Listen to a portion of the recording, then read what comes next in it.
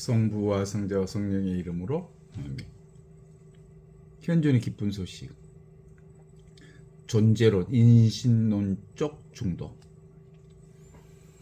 인간은 오래전부터 세상을 이해하기 위해 끊임없이 질문을 해왔죠. 있는 건 무엇인가? 없는 건 무엇인가? 나는 누구인가? 하느님은 어디 계신가? 이러한 질문은 철학과 종교, 과학과 예술의 출발점이 되어왔습니다. 그러나 우리가 사용하는 언어와 개념은 대부분 세상을 둘로 나누는 방식으로 작동합니다. 있음과 없음, 참과 거짓, 선과 악, 삶과 죽음, 신성과 세속성, 선악 미추 모두 다 구분 속에서 우리는 세계를 이해하려 합니다. 하지만 삶의 실제 모습은 그렇게 단순하지 않습니다. 현실은 언제나 우리의 개념보다 더 깊고 더 넓습니다. 불교의 중도는 이러한 이분법적 사고의 한계를 넘어서는 지혜를 가르쳐 주는 거죠. 중도는 있음과 없음의 중간의 지점을 말하는 게 아닙니다. 그것은 있음에도 집착하지 않고 없음에도 머물지 않는 깨어있는 시선. 그리고 이러한 중도의 통찰은 지금 여기 순간 살아있는 하나님의 현존을 발견하는 영적 눈을 열어줍니다. 예를 들어서 귀신이나 유령의 문제를 생각해 봅시다. 어떤 사람은 귀신을 보았다고 확신하며 실제로 두려움과 공포를 경험합니다. 반면에 어떤 사람은 그것이 아주 단순한 착각일 뿐이라고 말합니다. 그렇다면 귀신은 있는 것일까요? 없는 것일까요? 귀신을 보았다는 사람은 그건 분명코 없는 게 아닙니다. 그 경험은 실제로 그의 삶에 대단한 영향을 미치고 감정과 행동을 변화시킵니다. 그러나 보지 못한 사람에게는 그것이 존재한다고 단정할 근거가 없습니다. 이처럼 귀신은 있음과 없음이라고 하는 단순한 범주로 설명될 수 없고 설명되지 않습니다. 중요한 것, 그것은 실제로 존재하느냐보다 어떤 작용을 일으키냐입니다. 존재란 단순히 눈에 보이는 실제가 아니라 관계와 영향 속에서 드러납니다. 사랑도 마찬가지죠. 사랑은 눈으로 볼 수 없지만 사람의 인생을 완전히 바꾸어 놓는 계기가 됩니다. 희망도 보이지 않지만 절망 속에 사람을 다시 일으켜 세웁니다. 하느님의 현존 또한 그러합니다. 없이 계신 하느님은 물건처럼 눈앞에 나타나 측정되거나 증명되는 존재가 아니라, 그러나 하느님의 현존은 한 사람의 삶을 변화시키고 상처를 치유하며 절망 속에서 다시 일어설 힘을 줍니다. 그러므로 하느님은 있음과 없음의 논리로 포착될 수 없는 분입니다. 하느님은 존재들 가운데서 하나의 존재로가 아니라 모든 존재를 가능케 하는 살아있는 근원입니다. 정신분석학에서 말하는 트라우마 역시 흥미로운 예를 제공합니다. 실제로 일어나지 않았던 사건이 기억 속에서 재구성되어서 환자의 삶을 지배하는 경우가 있습니다. 객관적으로 보면 그 사건은 존재하지 않습니다. 그러나 환자에게는 실제보다 더 강력한 현실로 작용합니다. 그렇다면 그 사건은 있는 걸까요? 없는 걸까요? 없다고 말하기에는 너무 강력한 영향을 미치고요. 있다고 말하기에는 객관적 사실이 아닙니다. 결국 이것은 있으면서도 없고 없으면서도 있는 독특한 방식으로 존재합니다.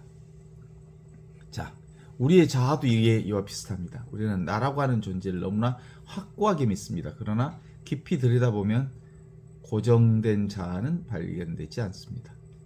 생각은 끊임없이 바뀌고 감정은 시시각각 변하고 몸도 매 순간 변합니다. 그런데 우리는 하나의 고정된 내가 있다고 믿습니다.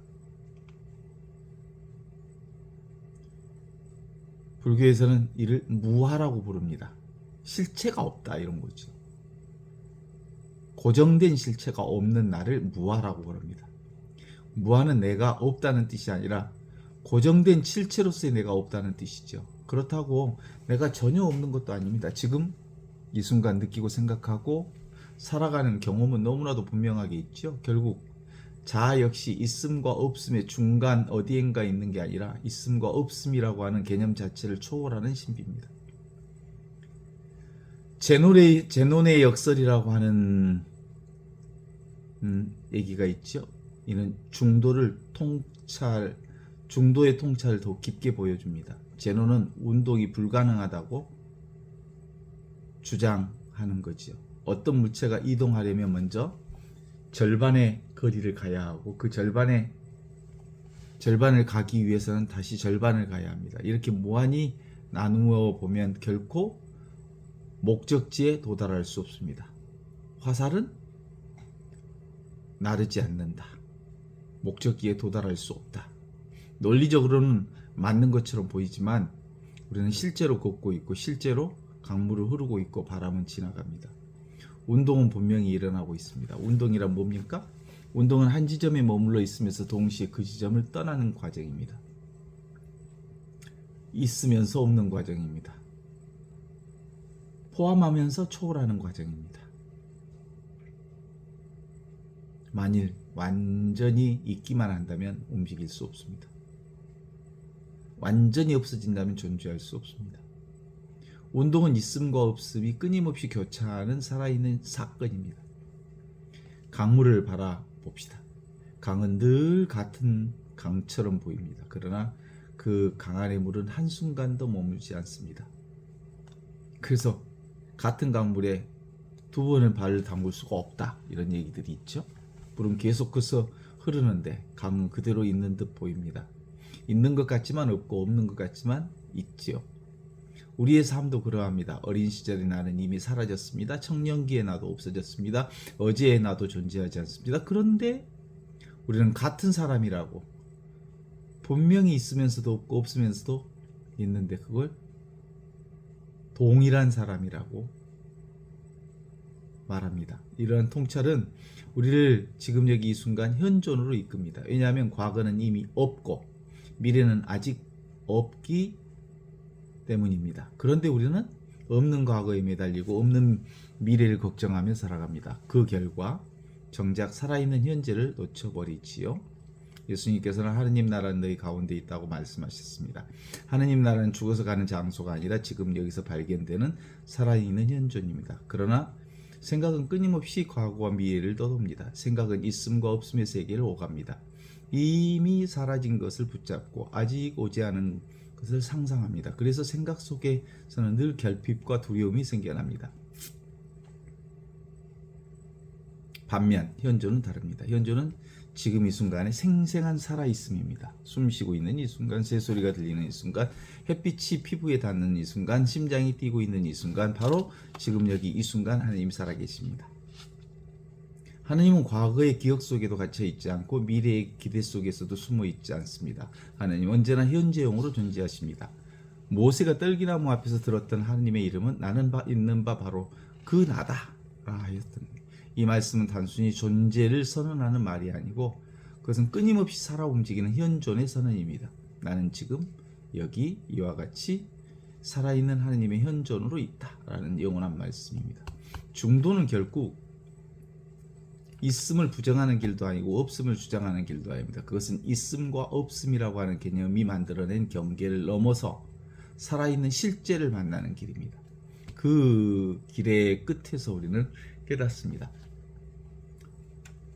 하느님은 있는 분도 아니고 없는 분도 아닙니다. 하느님은 있음과 없음이 일어나고 사라지는 바탕입니다. 파도도 일어났다 사라지지만 바다는 그대로 있습니다. 구름도 흘러가지만 하늘은 움직이지 않습니다. 생각은 오고 가지만 의식은 늘 그 자리에 있습니다.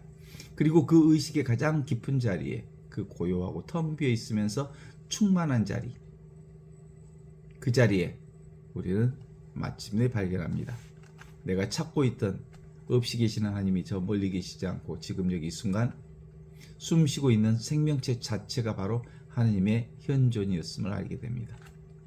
있음도 아니고 없음도 아닌 모든 존재를 품고 있는 살아있는 신비, 그 신비가 바로 지금 우리 안에서 그리고 모든 것 안에서 조용히 빛나고 있습니다.